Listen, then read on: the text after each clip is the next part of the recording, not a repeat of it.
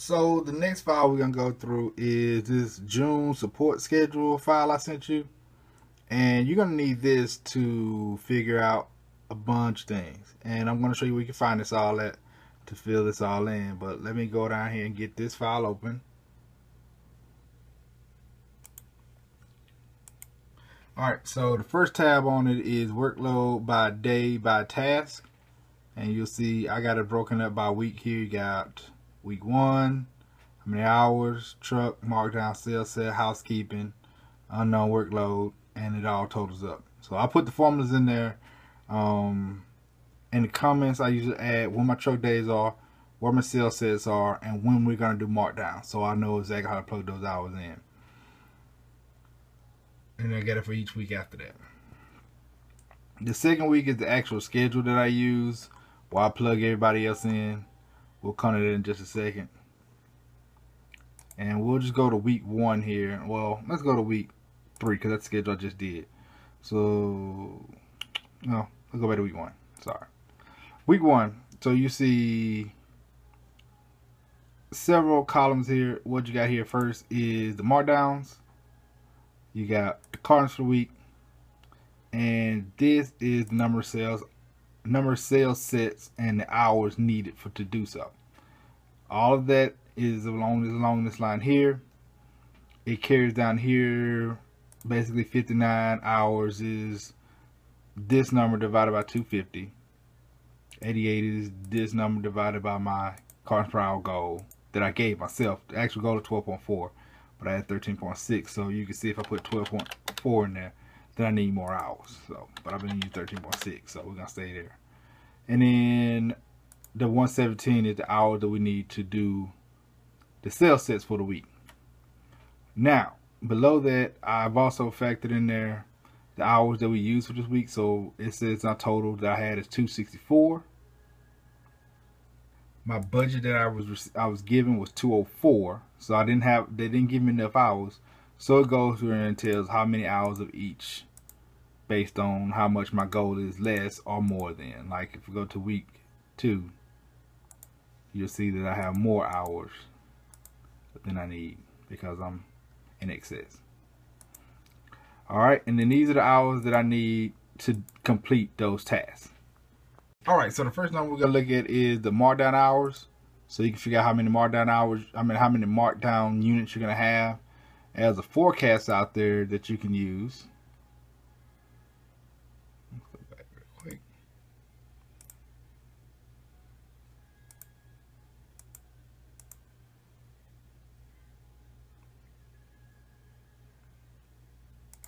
Alright, you go to the hanger here.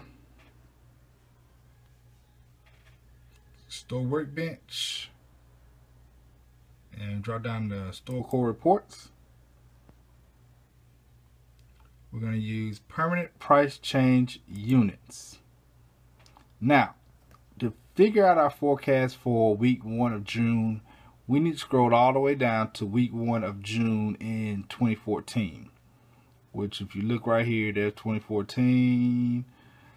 There is week 1 of June right here. So you got, it was 1815, which those weeks usually line up. So we did week 18, the same week 18. So just click that file there and open it.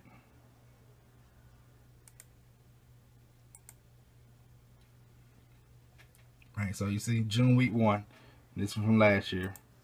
So what I had here is I'm putting my store number, and here are my markdowns from last year. This number right here, that 2681, is the number I'm going to key in.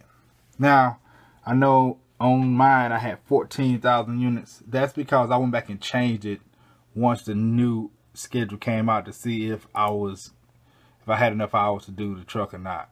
I mean, do the markdowns or not. But 2681 is what we'll put in on there. So you'll see it'll say that I need 83 hours to do the markdown that week. Alright. Cartons per hour on the truck. Well, cartons for the week. We're going to go back to the workbench. We're going to go to collaboration here. And you're going to scroll down and find rock. And once you get to rock, you're going to go to workload planning. In here, you'll see a file that says Manifested Cartons FY15 through September. Click that and open that file.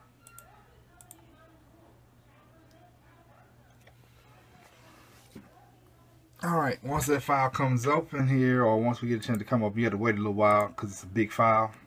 So once it comes open, oh, there we go. Alright, so you got your months here across the top here: February, March, April, so on and so forth.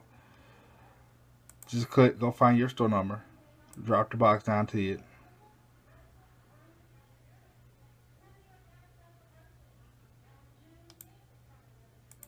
Okay. And it's gonna populate that list. So just scroll, I'm gonna scroll it over till we get to June. Alright, so June, that's week 1's cartons, week 2, week 3, right here, week 4, and week 5. You can go ahead and set this up for the month as soon as you get ready to start your monthly schedule, and go ahead and plug those in for each week. So I've already got those pre-plugged in on mine.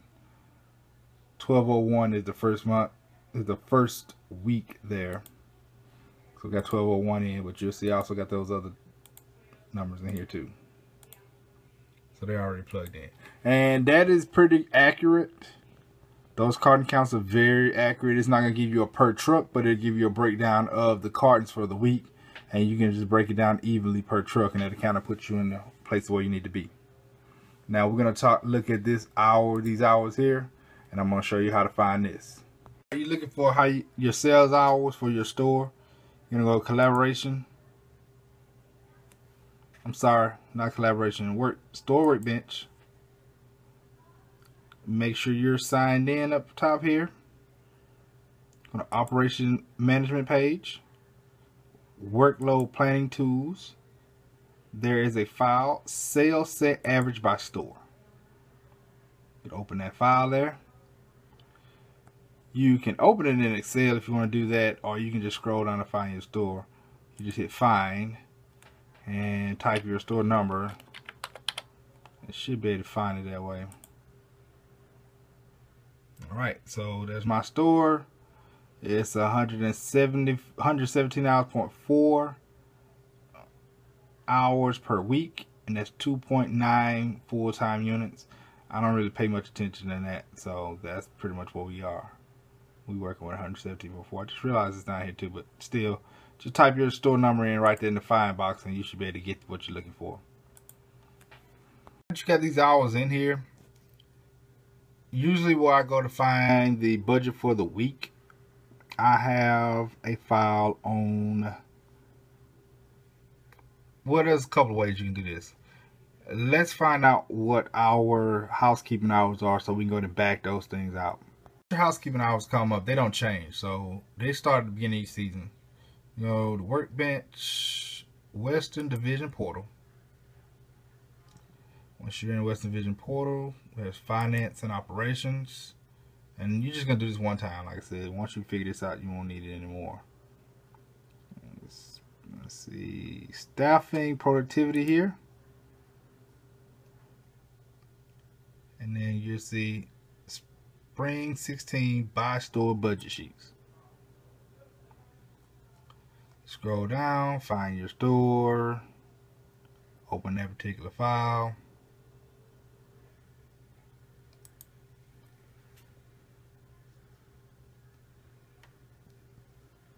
Alright, once this file is open, there's 3 tabs. The tab down here is summary for support. There are your hours weekly for your housekeeping team right there. So they're supposed to have 97 hours a week. I mean, you can go above and beyond that, but you kind of got a figure of how many hours per week your housekeeping team needs. And that's your operation team, but let's not pay attention to that because that varies based on what's in Reflexes. We're just going to look at this. Alright, so we're going to go ahead and go to Reflexes, which mine should have timed out by now. But let's go to Reflexes. Take you back to the main screen. Yeah, it's timed out. Let's log this thing back in. Get the Reflexes.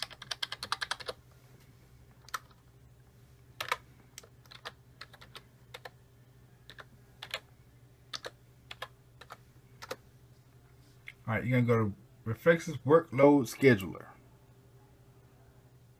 Alright, once you're in here and the schedule pops up. Now, I think I talked you through this once, but you still figure this out. You're going to go and you're going to narrow this down. Let's go. We're doing week 1, so that's the week that just passed.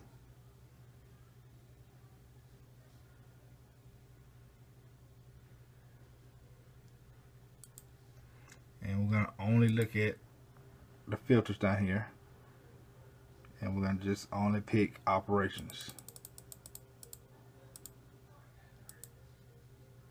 And apply. So here, right here is your demand. 301 hours, 301.25 hours.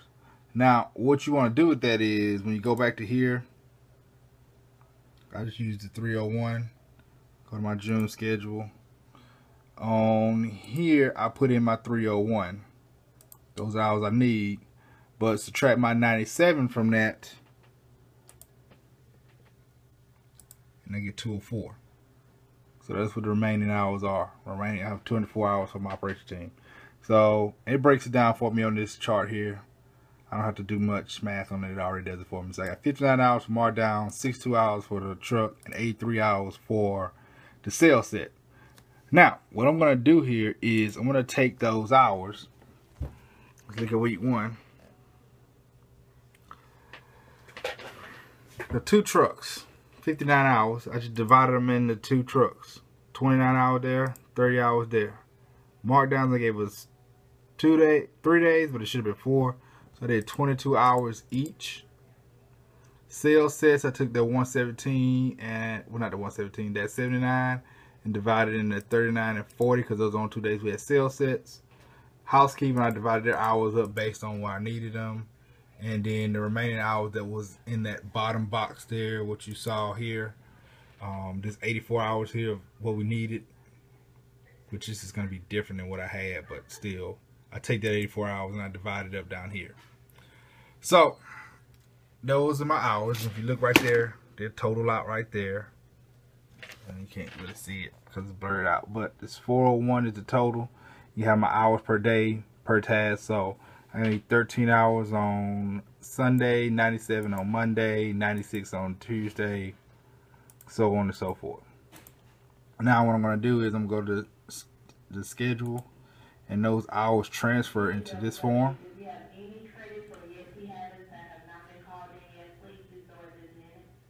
Those hours that were at the bottom, those unknown hours, they plug in by themselves right here, which is going to do the same thing on your form because I already got it formatted.